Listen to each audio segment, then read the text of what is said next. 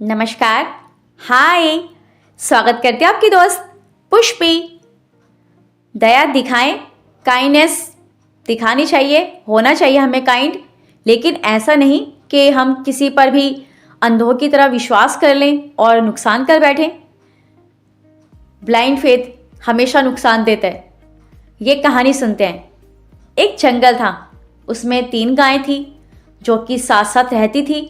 एक का रंग भूरा जैसा शेर का होता है और बाकी 2 का काला और सफ़ेद। और वो अपना हर काम एक साथ ही करती।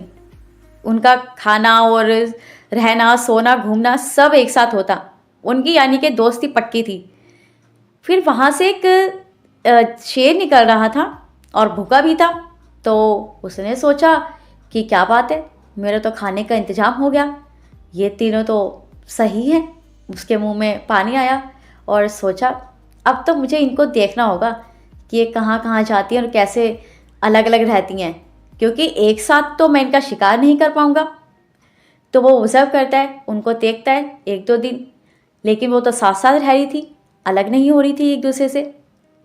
तो शेर सोचता है अकेले में तो शिकार करना आसान होगा, लेकिन साथ में तो नहीं। फिर एक दिन मौका पाकर उससे जो भूरी गाय है वो मिल जाती है अकेले में।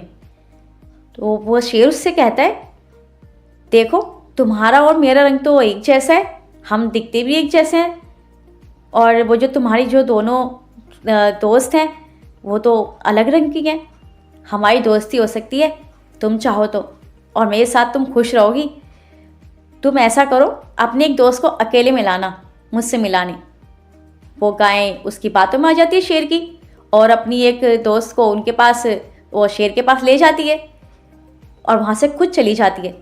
और शेर क्या करता है, उसका शिकार कर लेता है। फिर रह जाती है 2 गायें। अब शेर सोचता है कि दूसरी को भी तो लाना होगा, तभी तो बात बनेगी, तभी तो मैं भोजन कर पाऊँगा। फिर वो भूरी गाय से फिर मिलता है और कहता है अपनी उस दोस्त को भी मेरे से मिलाना अकेले में। फिर वो ऐसा ही करती है कि अपनी वो जो दोस्त होती है जो एक रह जाती है उसे भी ले जाती है शेर के पास, और शेर उसका भी शिकार कर लेता है। अब वो अकेली रह गई। फिर वो शेर उस पर भी हमला करता है। तो वो कहती है हम तो दोस्त हैं, एक जैसे रंग के हैं, और तुम मुझे कैसे मार सकते हो। शेर कहता है कि शेर किसी के दोस्त नहीं होते, मूर्ख गाय, और वो उसका भी शिकार कर लेता है।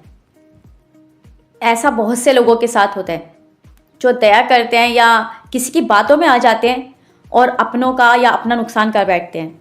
दया दिखाएं, लेकिन सोच समझकर विश्वास करें। सामने वाला विश्वास के काबिल है कि नहीं, पहले उसे खुद परखें और तब कोई फैसला करें। दया दिखाएं और अब मदद करें, लेकिन अंधों की तरह विश्वास ना करें किसी पर भी। Thank you.